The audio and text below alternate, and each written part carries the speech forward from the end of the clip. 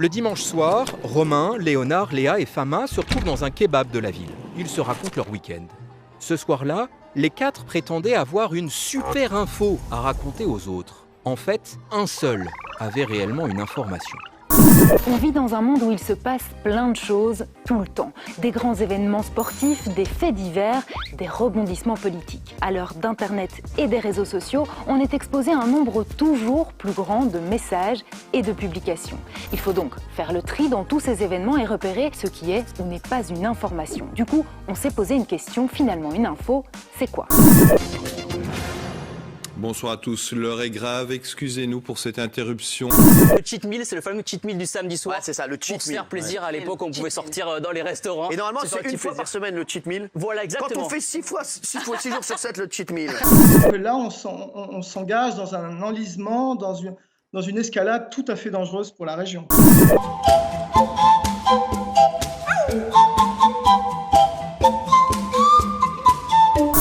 Pour 16 millions d'Américains, le lait chocolaté vient des vaches marrons. Une info, c'est un événement dont l'importance varie en fonction de l'actualité. Ça doit être quelque chose de factuel, qui repose sur des faits avérés. C'est ce qui change le quotidien de notre audience, c'est ce qui se passe le jour même. En fait, pour être considéré comme une info, un événement doit remplir au moins 3 critères. À la télé, dans les journaux, sur Internet, c'est la même logique. Une véritable information, c'est quelque chose de nouveau, qui a des conséquences pour un nombre important de personnes. Et quand on l'annonce, on est sûr que ce n'est pas une bêtise. La nouveauté, une info, doit raconter quelque chose de nouveau. L'utilité, une info doit intéresser et concerner un grand nombre de personnes. Et surtout, la véracité, une info doit être vérifiée à 100%. Un squelette de 12 mètres. En radio, en télé ou sur le web, il existe différentes formes d'information. Des reportages, des critiques, des chroniques, des portraits. Dans certains genres, les journalistes énoncent des faits. Les accords de Paris, faut 4% de baisse de PIB chaque année pour y arriver. Dans d'autres, ils donnent leur avis. L'acte individuel, Jean-Marc, il n'a aucun sens. Pour le public, il est important de faire la différence entre un fait et une opinion. La différence essentielle, c'est qu'un fait, c'est quelque chose de vérifiable, qui peut être objectivement vrai ou faux, quelle que soit votre opinion. Par exemple, si je vous dis la phrase suivante, « La Lune se trouve à une distance de 384 000 km de la Terre ». Cette phrase est une phrase factuelle, parce que elle est vérifiable. Il suffit de vérifier si oui ou non la Lune se trouve à cette distance avec les outils de mesure dont on dispose. Si la Lune se trouve à une autre distance, alors le fait énoncé dans cette phrase est faux. Posons-nous franchement la question, qu'est-ce qui est scientifique ou pas ? Ce que nous cherchons en somme, c'est un moyen efficace, un outil de précision pour départager les théories. Attention, il faut que ce système nous permette de trier avec certitude, d'un côté les théories scientifiques et de l'autre les pseudo-scientifiques. C'est important parce que pour certaines théories, c'est pas évident de savoir quand même. Comment faire donc pour que cette machine tourne rond ? Ah bah tiens, justement, voilà Karl Popper, un philosophe qui propose une solution.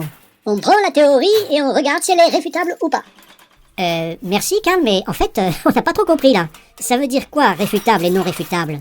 Ça veut dire qu'on peut la contredire ou qu'on ne peut pas. Une théorie qu'on ne peut pas contredire n'est pas réfutable, donc pas scientifique. D'accord.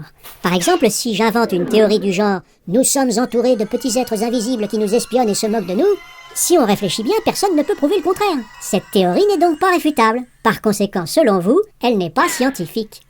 A l'inverse, en astronomie, les lois de Newton permettent de calculer le mouvement et la position des planètes. Elles peuvent nous dire ainsi la date et l'heure précise où va se produire, par exemple, une éclipse. On peut vérifier si cette heure est exacte. On a donc des moyens pour tester cette théorie. C'est ça que vous appelez une théorie réfutable, n'est-ce pas, monsieur Popper ? Réfutable, c'est-à-dire pour vous, scientifique. C'est presque une paradoxe. Une théorie est scientifique quand on a la possibilité de faire des expériences qui pourraient la contredire. Oh, attendez, l'astrologie par exemple, ça fait des prévisions. Donc on peut vérifier si ça se réalise. Donc c'est scientifique. L'astrologie, Karl, tout de même. Non, pas du tout. L'astrologie fait des prévisions vagues. On peut toujours les interpréter comme on veut et dire que ça colle avec la réalité. Donc c'est pas réfutable.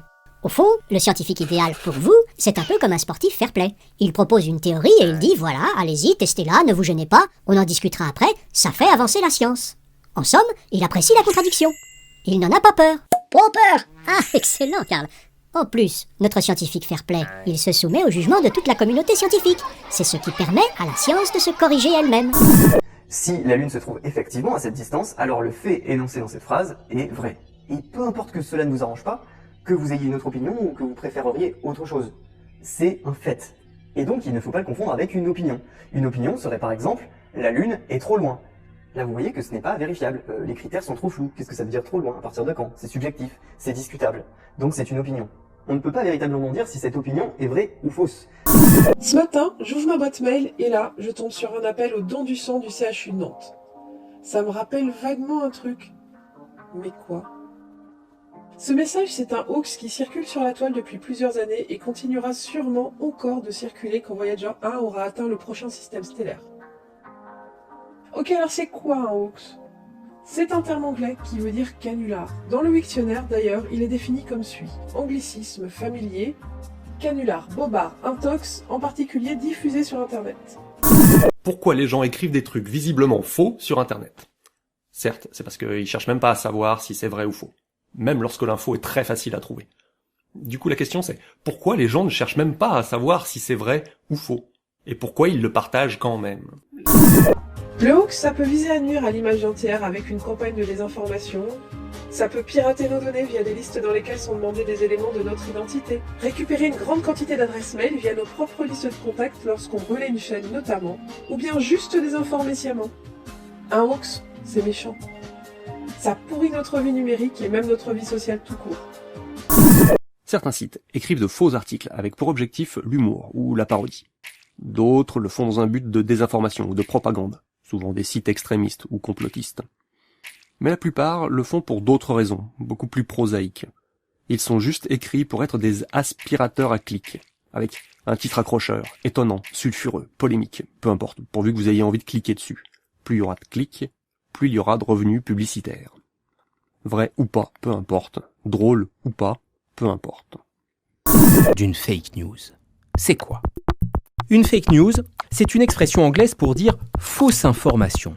Une fausse info que l'on fait circuler volontairement pour nuire à quelqu'un ou influencer un groupe. Et le développement des fake news, on dit aussi infox, mélange d'info et intox, est étroitement lié au développement du numérique. D'abord, parce que bien souvent, les fake news sont fabriquées avec ce qu'on trouve sur nos ordinateurs et téléphones. Oui, mais les médias traditionnels, eux aussi, disent des bêtises parfois. Alors je vous répondrai, vous avez tout à fait raison. Il ne faut faire confiance à aucun relais d'information. Il faut toujours vérifier à la source. Les journaux télé et la presse nationale sont régulièrement surpris à avoir relayé trop rapidement une info qui était un peu trop belle, juste pour ne pas laisser le concurrent être le premier à en parler. Je me souviens de cette fois où l'AFP avait annoncé la mort de Martin Bouygues par erreur, à cause d'un lamentable quiproquo. Plusieurs journaux avaient relayé la nouvelle. La mort de votre concurrent direct, c'est trop beau pour perdre du temps à vérifier l'info. Mais dans la journée, ils ont tous supprimé leur article, fait un démenti, ils se sont excusés, et les responsables ont perdu leur emploi. S'ils racontent un truc visiblement faux, ils perdent un peu de crédibilité, ce qui leur est nuisible. Mais les sites de cette bulle, c'est vraiment un autre niveau. Eux, ils ont aucune crédibilité et ils ne cherchent plus à en avoir. Ils visent un public de niche, justement ceux qui ne font plus confiance aux médias traditionnels. C'est vrai que notre presse est influencée par les opinions politiques de leurs grands patrons. La façon de présenter les infos est parfois biaisée. Mais j'ai jamais vu Le Monde ou le Nouvel Obs essayer de m'expliquer que on a retrouvé un immense vaisseau spatial sur Mars.